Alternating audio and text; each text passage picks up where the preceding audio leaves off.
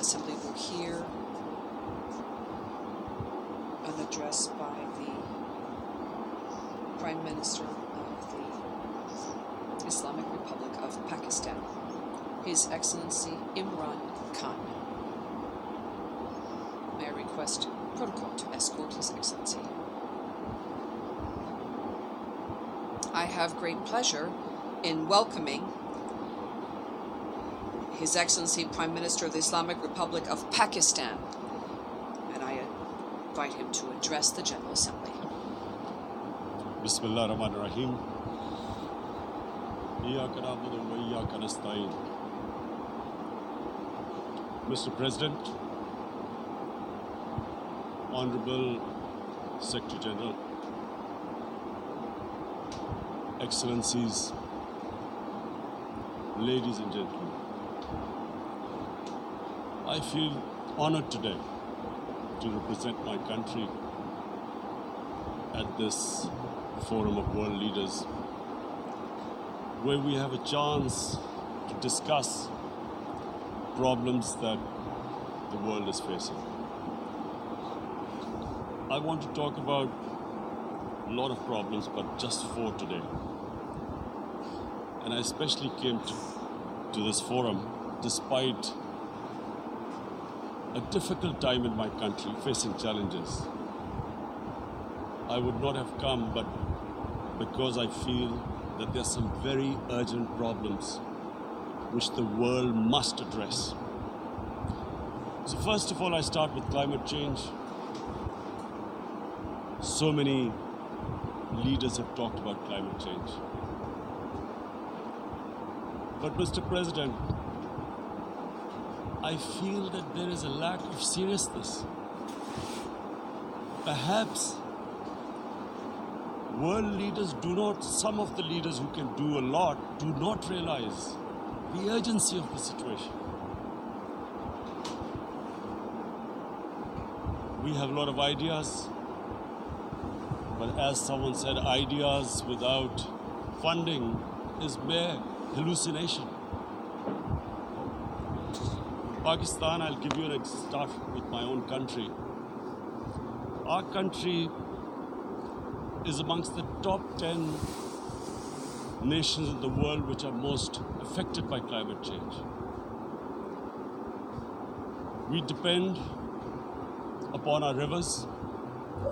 We are mainly an agricultural country. And 80% of the water in our rivers comes from our glaciers. The glaciers not just on the Pakistani side, even India. The 80% of the water in Ganges and the Indian rivers also comes from the glaciers, from the Himalayan glaciers, Karakoram, Hindu Kush. And these glaciers are melting at quite a rapid pace. We detected already 5,000 glacial lakes in our mountains. And if this keeps going, if nothing is done, we are scared that humans are facing a huge catastrophe. In my country, when my party came to power in the province of KP, we planted 1 billion trees in 5 years. Now we've set ourselves a target of 10 billion trees in Pakistan. Idea being to counter the effects of global warming. But one country cannot do anything. This has to be a combined effort of the world. My optimism comes from the fact that humans, the Almighty has endowed humans with great powers. We can do anything, provided our survival instinct is stirred up. And this is really what I hope that the United Nations will take a lead in this. There must be more emphasis. Richer countries must be pushed. Countries that are responsible for greenhouse gas emissions. They must be pushed because our country contributes minuscule amount to greenhouse gases. So I feel that the United Nations must take leadership in this. My second issue for me right now is even more critical. Mr. President, every year, billions of dollars leave the poorer countries and go towards rich countries. Billions of dollars siphoned off by the ruling elites of the developing world. And they find their way into Western bank accounts, offshore accounts, tax havens, expensive properties hidden behind companies bought in Western capitals. Mr. President, this is devastating the developing world. This is causing more poverty, debts. It's impoverishing the developing world. The difference between rich and poor countries is growing because of this.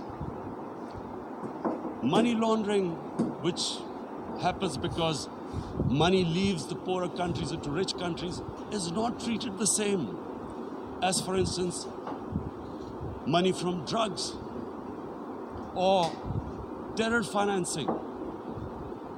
The seriousness which terror financing and money from drugs, the way it is treated, it's not the same. The way the poor countries are being plundered by their elites. It's not happening. In my country, when I took charge of our government a year back, in the 10 years preceding that, our total debt went up 4 times. The debt we had accumulated in 60 years, just in 10 years it went up 4 times. As a result, the total revenue we collected in 1 year, half of it went into debt servicing.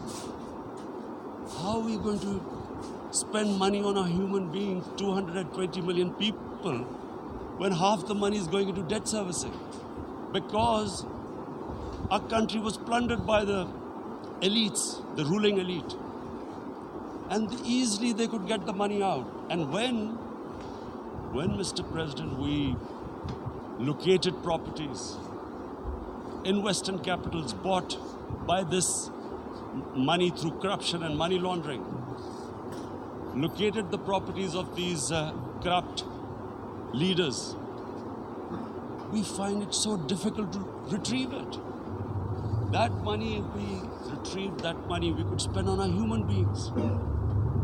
But it's so difficult. The laws protecting these criminals. We do not have the sort of money to have expensive lawyers and spend millions and millions of dollars. We need help from the rich countries. And Mr. President, it's critical. The rich countries must show political will. They cannot allow this to happen. How can the poor countries spend money on human development, which the United Nations asks, SDG? How are we going to do it when this money can easily leave our countries? So, unless the rich countries intend to build walls to stop economic refugees coming as we see right now, they must take action. They must take action now. It must be a deterrent. Corrupt ruling elites should not be able to take money out easily and park it into foreign bank accounts and into these properties abroad. And I never understand why. Why do we have these tax havens? Why is this allowed? Why shouldn't rich people pay taxes? Why is it legal to have these tax havens where you have these secret accounts? Because, world is changing. The population of the world is growing. Sooner or later, you're going to have a crisis. If the poor get poorer and the rich get richer, there is going to be a crisis sooner or later. So this is my second point.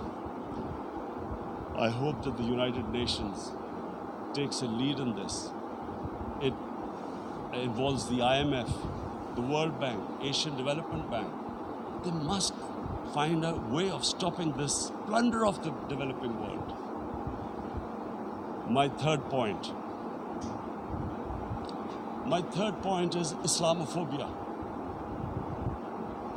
There are 1.3 billion Muslims in this world. There are millions of Muslims living in other countries, European countries, in the US as minorities. Islamophobia since 9/11 has grown at a pace where it is alarming. Human communities live together. There should be understanding amongst them. But Islamophobia is creating a division. Muslim women wearing hijab, it's become an issue. It's become an issue in some countries. Hijab is some sort of a weapon. A woman can take off her clothes in countries, but she can't put on more clothes. How is this happening? Because of Islamophobia. And how did this Islamophobia start? After 9/11. And why did it start? Because certain Western leaders equated terrorism with Islam. Islamic terrorism. Radical Islam. What is radical Islam? There is only one Islam. And that is the Islam we follow of Prophet Muhammad sallallahu alaihi wasallam. There is no other Islam. Radical Islam, Islamic terrorism, what message did they send to people in the West? And why is there Islamophobia? How is a person in New York, in the Midwest, in the US, in European capital, how is he going to distinguish between who is a moderate Muslim and who is a radical Muslim? Because terrorism has nothing to do with any religion. This Islamic terrorism, Islamic radicalism, and sadly used by leaders, this has been the main reason for this Islamophobia. And it has caused pain amongst Muslims. We in Muslim countries watch this Islamophobia traveling abroad, and it's getting worse. And may I just say, Mr. President, that in European countries, it is marginalizing Muslim communities. And we all know that marginalization leads to radicalization. Some of the people who end up as militants in Syria and other places are from marginalized Muslim communities. And my point here is that we must address this issue. I'm sad to say that we Muslim leaders have not addressed this issue either. After 9/11, when this thing came about war against radical Islam, rather than Muslim leaders trying to explain to the West that there is no such thing as radical Islam, in all human communities, they are radicals. They're liberals and rest are moderate. All human communities, Christians, Jews, everyone has it. But Islam is not radical. Neither Judaism, neither Christianity, neither Hinduism. No religion preaches radicalism. The basis of all religion is compassion and justice, which differentiates us from the animal kingdom. But unfortunately, the Muslim leadership was so scared of being called radical Islam that all of them became moderates. In Pakistan, we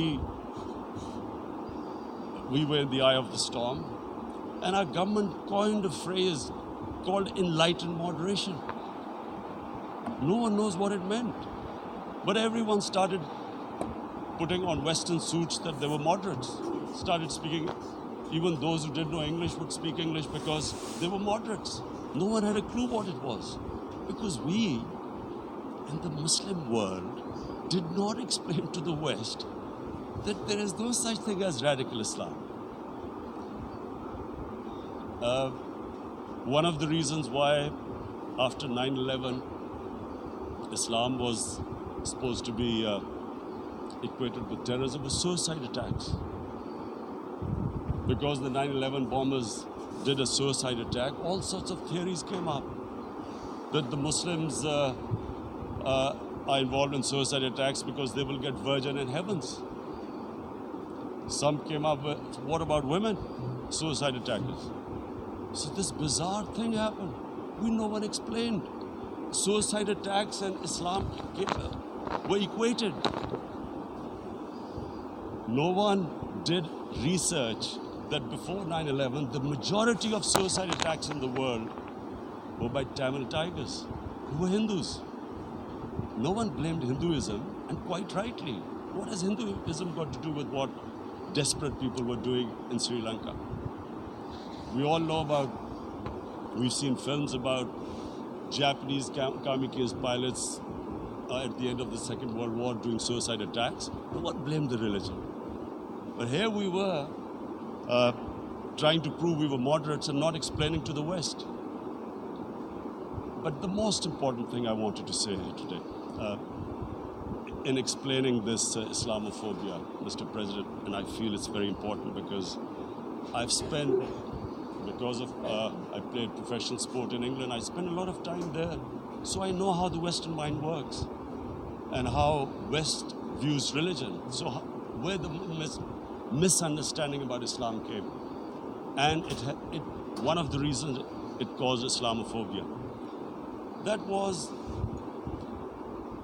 in 1989. This book was published, maligning, insulting, ridiculing our Prophet Muhammad sallallahu alaihi wasallam,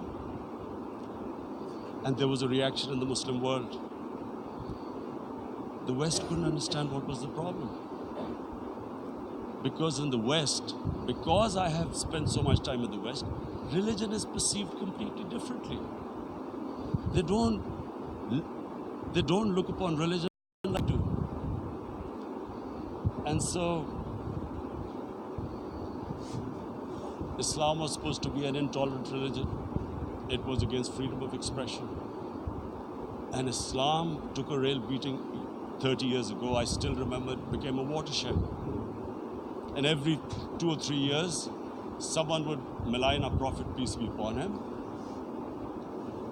There would be a reaction by the Muslims. And again, it was Islam, an intolerant religion. Again this time, I blame a certain section of the people in the West who deliberately provoked this, knowing the impact it would have. But the majority of the people in the West didn't understand. This is where, again, Muslim leadership let the Muslims down. We should have explained to them what our Prophet, peace be upon him, means to us. So in 1 minute, I'll try and explain what he means to us. Our Prophet was the witness to the divine book, the Holy Quran. The Holy Quran is the book of guidance for Muslims, and the Prophet's life was living the Quran. He was an example of what the Quran guided us to be. So he is the ideal we all try to get to. The Prophet created the state of Medina, the first state in Islam. That state was the basis of a Muslim civilization which became the predominant civilization for the next 700 years. And what was that state? I hear such strange things about Islam, that it is against women, it's against minorities. The first state of Islam in Medina, it was the first time a welfare state was set up. The state took responsibility of the weak, widows, orphans, poor people, handicapped. It taxed the rich, spent the money on the poor. The state announced that all human beings are children of Adam, hence equal. whatever the color of their skin. The state announced, the Prophet announced that, and slavery, the whole system depended on slavery as it did for many years in the Western societies. The Prophet said that one of the greatest deeds is to free a slave. But because the society depended on slavery, he said, but if you have to treat them as an equal member of the family. And as a result, something happened in a Muslim world which hasn't happened in any other civilization. Slave dynasties appeared. Slaves became kings. The Mamluks, slaves who ruled Egypt. In India, there were slave dynasties. And then, with minorities, again, you hear that Islam is supposed to be against minorities. Let me just make this clear. In Islam, the Prophet announced that everyone was free to practice his religion. It was a sacred duty to protect the places of worship of all religions. He announced that every person is equal in front of law, whatever his religion or his color. And this incredible case, and I always quote this, that the fourth Khalifa, the head of state of Medina, he lost a court case against a Jewish citizen. So, number one, it showed there was a rule of law, no one was above law. And number two, that a Jewish citizen was an equal citizen. So, Mr. President, when a Muslim society is unjust to its minorities, it is going against the religion of Islam and our Prophet, peace be upon him. So, it is important to understand this. The Prophet lives in our hearts. When he's ridiculed, when he's insulted, it hurts. As we human know, we human beings understand one thing: the pain of the heart is far, far, far more hurtful than physical pain. And that's why the Muslims react. And I always thought that if I ever had the stage, I would try and explain this to the world community, especially to the Western community, because having lived in the Western community, people didn't understand this. When I first went as a teenager to England, there was a comedy film on Jesus Christ. It's unthinkable in Muslim societies. So we need to explain that, look, in a human community, we must be sensitive to what causes pain to other human beings. We have, in the Western society, and quite rightly, the Holocaust is treated with sensitivity because it gives the Jewish community pain. That's all we ask. That do not use freedom of speech to cause us pain by insulting our Holy Prophet. That's all we want. And now, the number fourth point, Mr. President, and this is the most critical point, is the reason why I especially came here. It is about what is happening in Kashmir. Before I go on this, I want to make one thing clear. That when we came to power, my first priority was that Pakistan would be a country which will try its best to bring peace. We had been through this war on terror. We joined the United States war on terror after 2001. And Pakistan went through one of its worst periods where 70,000 Pakistanis died and over 150 billion was lost to our economy. And Mr. President, I opposed the war because in the 80s, Pakistan had joined the Western countries in what was the freedom struggle then in Afghanistan against the Soviets. And it was funded by the Western countries. These Mujahideen groups, which were treated in guerrilla warfare, were trained by Pakistan Army, funded by the Western countries and especially US, and they waged what was a freedom struggle in Afghanistan. The Soviets called them terrorists. We called them freedom fighters. 1989, the Soviets retreated. The Americans packed up and left. Pakistan was left with these groups. Come 9/11, Pakistan joined the United States in this war on terror. And now our government was supposed to, the reason why I opposed joining this war, because here we had indoctrinated them in jihad, meaning freedom struggle against foreign occupation.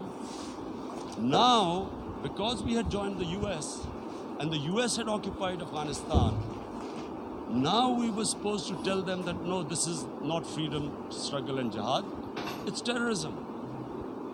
So that's why I tried to tell then government that, stay neutral, because you will have leverage over them. You will be able to control them, but if you join them, you become collaborators and they will attack you, which is what happened. They turned against us. We went through a nightmare. 70,000 people killed in a war we had nothing to do with. No Pakistani was involved in 9/11. Taliban were in Afghanistan. Al-Qaeda was in Afghanistan. What had we to do with it? 70,000 Pakistani died. So when we came to power, we decided that we would dismantle what was left of these groups. And this decision was taken not just by us, but by all the political parties in Pakistan. Unfortunately, they didn't implement it. So we came to power, we decided to implement it, and we dismantled whatever was left of the groups. And I know that India keeps accusing us that there are these groups there. I would like the United Nations to send observers, see for themselves what we've done. No Pakistani government would have dared to do this because it would have created strife. But we decided that there would be no militant organizations in Pakistan. So I need to give you this background and to what I'm going to say later on. And secondly, we started mending fences. I invited the Afghan president. We developed a relationship with Afghanistan. We had problems with Iran. We mended fences there. And then India. Now let me just give you a little background about my relationship with India. Because of cricket, and cricket being one of the, it's a passion in the subcontinent, I had great following in India. I have friends in India. And I love going to India. So immediately, when my party came to power, the first thing we did was to immediately reach out to India. And I spoke to President Modi and I said, look, we have similar problems. Climate change, poverty, let's get together. Let's resolve our differences through trade. Let's build a relationship on trust. Prime Minister Modi told me that, there were terrorist attacks from Pakistan. I said, we have problems with you. There are terrorist attacks, which we know are instigated by India in Balochistan. We caught a spy, Kulbhushan Yadav, who admitted what the sabotage going on in Karachi and Balochistan. So we said, look, let's leave that behind. Let's move forward. Our main priority should be our people. The highest number of poor people live in the Indian subcontinent. Unfortunately, didn't make any headways. Our foreign minister was supposed to be on this in the UNGA last year. India cancelled it. We thought that it's their election coming up. It's a nationalist, ultra-nationalist party. It doesn't want to cozy up to Pakistan. So we thought, okay, we'll wait till the elections. Meanwhile, a 20-year-old Kashmiri boy, whose father said was radicalized by the security forces in Kashmir, blew himself up on an Indian convoy. Immediately, India blamed us. I spoke to the Indian public on television. I said, if you give us any iota of proof, we will immediately take action, because we've clamped down on these groups. Rather than sending us any proofs, they sent their jets in, they bombed us. We retaliated. A jet, 2 of the planes were shot down, 1 pilot bailed out in Pakistan. We immediately returned the pilot, saying that, look, we do not want any escalation. Rather than taking that as a peace gesture, the entire campaign, almost the entire campaign of Mr. Modi in the election was how he had taught Pakistan a lesson that jets had killed 350 terrorists. Complete lie. They had just killed about 10 trees of ours, which was quite painful given that we are growing all these trees. He then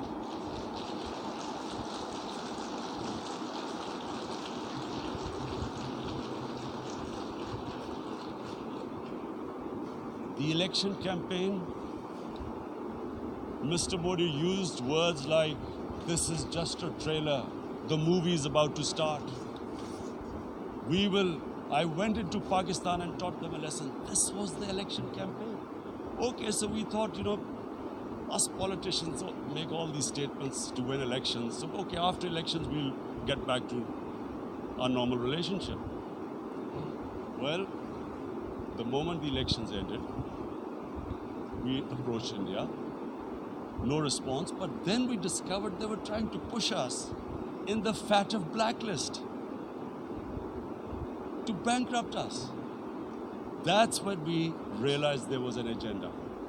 And that agenda became obvious on the 5th August when India went against 11 United Nations Security Council resolutions which say that Kashmir is a disputed territory and the people of Kashmir have the right of self-determination. They went against that. They went against Simla Accord, which is about bilateral, sorting out our differences through bilateral means, went against that. They actually went against the Indian Constitution. Illegally, they revoked Article 370, which gave Kashmir the special status. They got an extra 180,000 troops there. Total number of security forces in Kashmir now are 900,000. And they put 8 million people of Kashmir under curfew.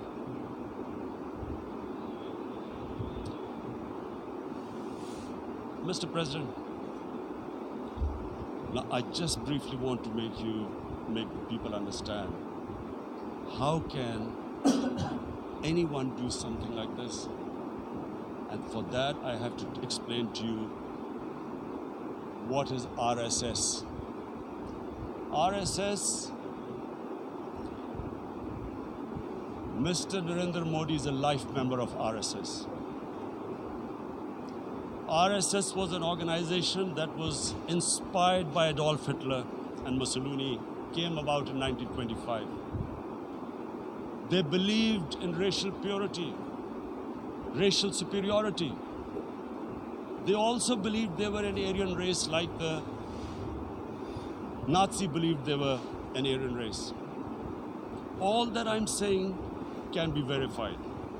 This is the time of information revolution. You can Google all this, what I'm saying. But it is very important for me to explain this to you so you know what is happening in India. This RSS believed in the ethnic cleansing of Muslims from India. At one point there was racial superiority. of the Hindu race. Secondly, it was hatred for the Muslims and for the Christians, because they believed that this golden age of Hindu civilization was stopped because of Muslim rule centuries back and then the British rule of India. So it was racial superiority and hatred for Muslims and Christians. This is openly stated. You look at the founding fathers of RSS, Golwalkar and Savarkar. Just Google them and you'll find out. And this ideology of hate is what murdered the great Mahatma Gandhi in 1948. It was this ideology of hate that made Narendra Modi in 2002 do a pogrom against Muslims in Gujarat when he was the chief minister. He allowed 3 days for these RSS goons who were inspired by the Hitler brown shirts. They actually wear brown shirts. This RSS, the Congress Home Minister gave a statement that in RSS camps, terrorists are being trained. And these terrorists butchered 2,000 Muslims and 150,000 Muslims were made homeless. Narendra Modi could not travel to the US because of that. And I need to make you understand this background before I explain to you that what sort of a mindset would lay siege to 8 million people with 900,000 troops. Women, children, sick people, locked in as animals. In fact, of what I know of England, if 8 million animals were locked in, the RSPCA would have made a lot of noise about it. These are human beings.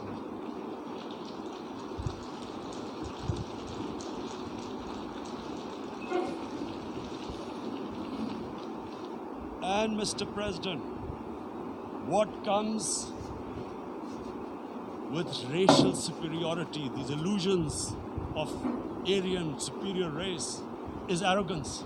The two go together. And it's arrogance that makes people make mistakes and do stupid things. Cruel things like what Narendra Modi has done. It's sheer arrogance. And it's arrogance that has blinded him from the fact that what is going to happen when the curfew is lifted? Has he thought about it? This hasn't been thought through. What is he going to do when he lifts the curfew? Does he think that people of Kashmir will quietly accept the status quo because India has changed the constitution and taken away the special status? They'll accept that? Mr. President, 100,000 Kashmiris have died in the past 30 years because they were denied the right given by the United Nations, the right for self-determination. 100,000 have died and 11,000 women have been raped.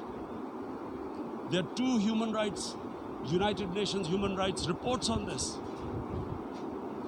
The world hasn't done anything because India is a huge market, 1.2 billion people.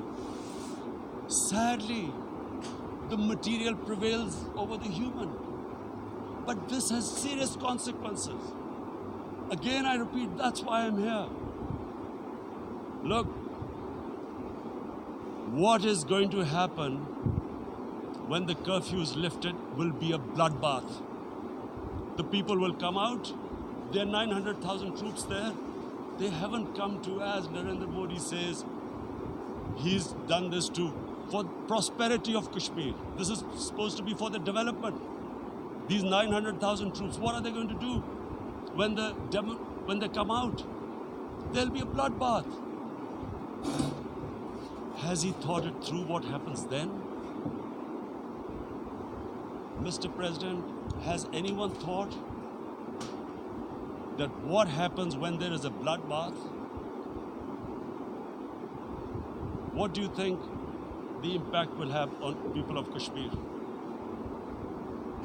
What do you think they will think? The way they have been boxed in their houses, treated like worse than animals, no rights. Thousands of all the political leadership has been arrested, taken out of Kashmir. Even those Kashmiri leaders who were pro-India have been taken out. 13,000 boys have been picked up and taken to God knows which destinations. So what do they think? What will the people of Kashmir do when they lift the curfew? They will be out in the streets. And what will these soldiers do? They will shoot them. They've already used pellet guns, blinded young boys. In the last 6 years, the 5 years, the oppression that has gone on in Kashmir. And so, Kashmiris will be further radicalized. Mr. President, there will be another Pulwama. And guess what? India will blame us. They're already blaming us. They're saying all this is happening because of Pakistan. One of their defense ministers said there are 500 terrorists lined up on the border to go in. Why would Pakistan send 500 terrorists when there are 900,000 troops? What impact are they going to make? What will they do? And why would? Don't we know that the moment there is some terrorist attack, all that will happen is there will be further cruelty and oppression of the people of Kashmir. We will just give the 900,000 troops to further crush the people of Kashmir. And then we'll give the Indian government an excuse that, look, Pakistan is a terrorist state, and this mantra that has gone on, Islamic terrorism. The moment you use this catchword, Islamic terrorism, the whole world turns away. No one talks about human rights.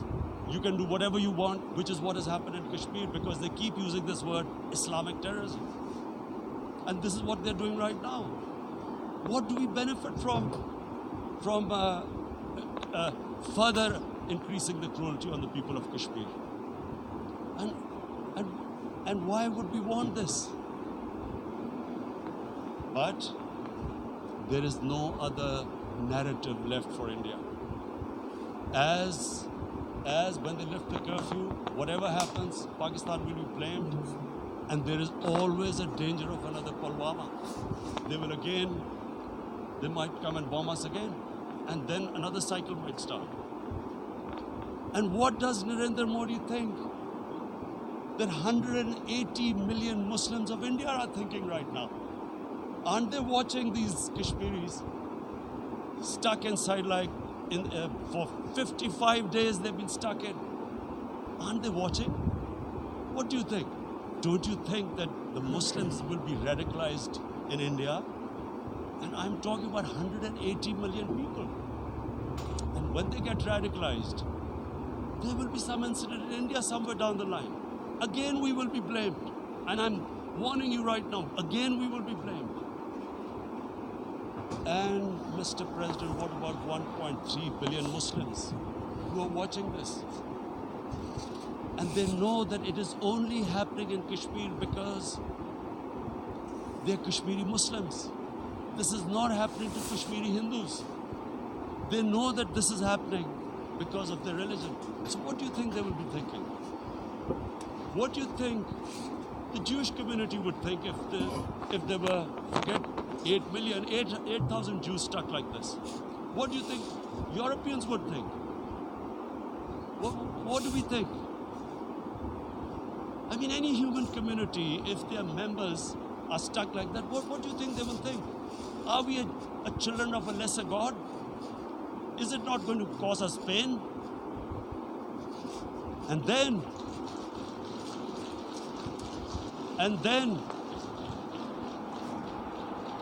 then I'll tell you what will happen.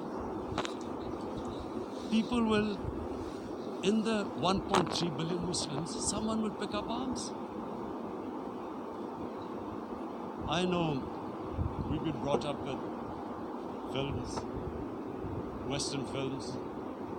This good, decent guy doesn't get justice.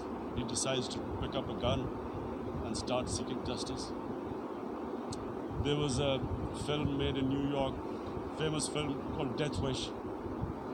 This guy gets mugged by and his family, his wife gets killed or something. He can't get justice. He picks up a gun and he goes around shooting muggers. And the whole cinema cheers him on. So what do you think the Muslims are thinking right now? If there is a bloodbath, there will be Muslims becoming radicals, not because of Islam, but because of what they will see, that there's no justice when it comes to Muslims.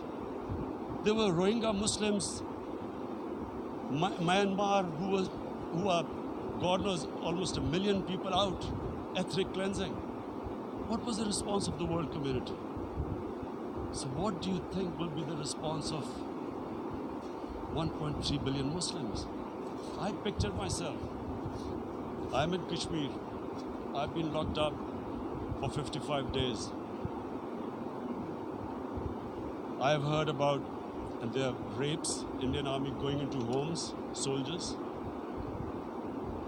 Would I want to live this humiliation? Would I want to live like that? I would pick up a gun. You're forcing people. You are forcing people into radicalization. When people lose the will to live, what is there to live for? And this is what, if you can do this to human beings, you are actually radicalizing people. And so, Mr. President, I want to repeat here, this is one of the most critical times. There will be a reaction to this. Pakistan will be blamed. 2 nuclear-armed countries will come face to face like we came in February. And before we head in that direction, the United Nations has a responsibility. This is why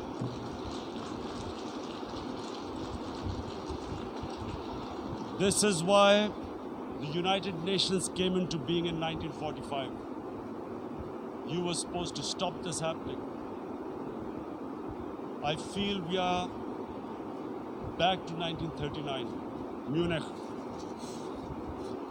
Czechoslovakia has been taken, annexed. What is the world community going to do? Is it going to appease a market of 1.2 billion, or is it going to stand up for justice and humanity?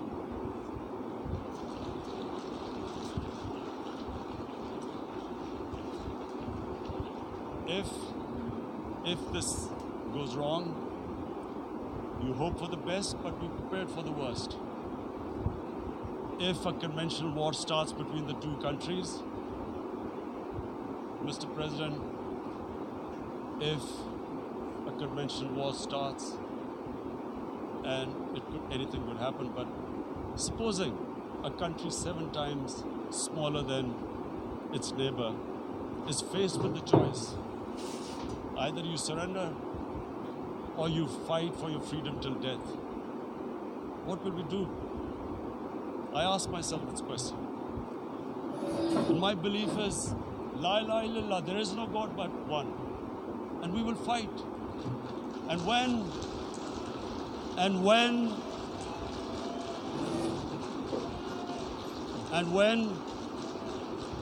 when a nuclear-armed country fights to the end, it will have consequences far beyond the borders. It will have consequences for the world, which is why I repeat I'm here. Because I'm warning you, it's not a threat. It's a fear, worry, that where are we headed? And I've come here to tell the UN, you've got to, this is a test for the United Nations. You are the one who guaranteed the people of Kashmir the right of self-determination. They are suffering because of that. And this is the time. This is the time not to appease like in 1939 appeasement took place. This is the time to take action. And number 1 action must be that India must lift this inhuman curfew, which has lasted for 55 days. It must free all political prisoners, and especially those 13,000 boys that have been picked up. Parents don't know where they've disappeared. And then the world community must give the people of Kashmir the right of self-determination. Thank you. En nombre de la Asamblea General agradezco. On behalf of the General Assembly, I would like to thank His Excellency, the Prime Minister of Pakistan, and I ask protocol to escort His Excellency. La Asamblea